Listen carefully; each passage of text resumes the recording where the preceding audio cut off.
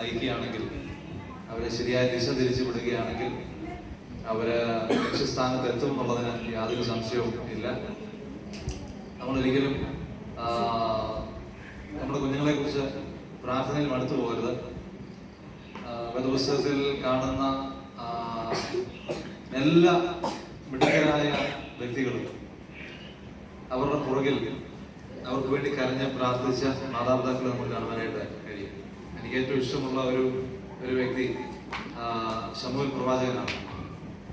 ശമൂവേൽ പ്രവാചകൻ നമ്മൾ വായിക്കുന്നത്, അദ്ദേഹത്തെ കുറിച്ച് മനസ്സിലാക്കുന്നത്, തന്റെ മാതാവ് തന്നെ പ്രാർത്ഥിച്ച് കർത്താവിന് വേണ്ടി, ദൈവത്തിന് വേണ്ടി സമർപ്പിച്ച ഒരു മാതാവാണ്.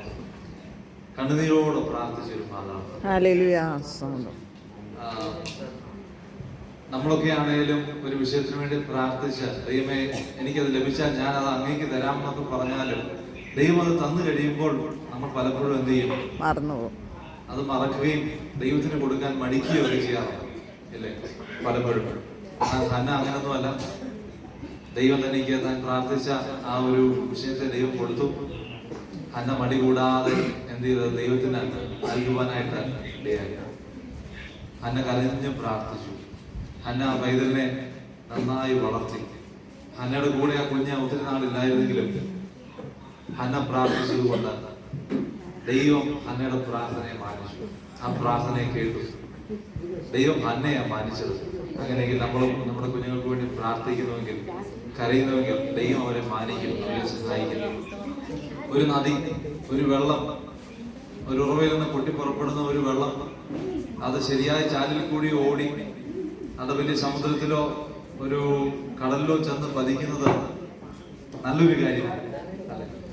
പക്ഷെ ഈ നദിക്ക് പോകുവാൻ ശരിയായ ചാല് ഇല്ലെങ്കിൽ ഈ നദി ഒരിക്കലും കടലിൽ ചെന്ന് ചാടുകയില്ല.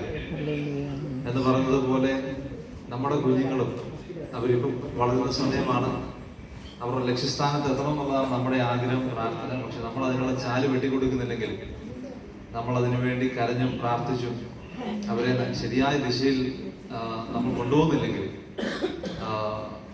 അവർ ലക്ഷ്യസ്ഥാനത്ത് എത്തുകയാണ്. അതുകൊണ്ട് ഈ 2023 അവസാന രാത്രിയിൽ നമുക്ക് പ്രാർത്ഥനയോടെ തീരുമാനങ്ങൾ എടുക്കുക. കർത്താവേ, ഞങ്ങൾക്ക് നൽകിയ കുഞ്ഞുങ്ങളെ ഏറ്റവും ശ്രേഷ്ഠമായി വളർത്തുവാൻ, അവർക്ക് വേണ്ടി കരയുവാൻ, പ്രാർത്ഥിക്കുവാൻ, അവരെ വചനം പഠിപ്പിക്കുവാൻ ഞങ്ങളെ സഹായിക്കണമേ എന്ന പ്രാർത്ഥന തീരുമാനം നമുക്ക് എടുക്കാം. വരുന്ന ദിവസങ്ങളിൽ ഇവർ ഏറ്റവും അധികം ഫലം കായ്ക്കട്ടെ, അവർ ഏറ്റവും പ്രയോജനമുള്ളവരായി മാറട്ടെ, അവര് വചനം നന്നായി പഠിക്കുന്നവരായി തീരട്ടെ, വചനം പഠിപ്പിക്കുന്നവരായി തീരട്ടെ. അവർ മുഖാന്തരം സഭയും ദേശവും അനുഗ്രഹിക്കട്ടെ എന്ന് പ്രാർത്ഥിക്കുന്നു. ദൈവം നിങ്ങളെല്ലാവരും ധാരാളമായിട്ട് അനുഗ്രഹിക്കുന്നു.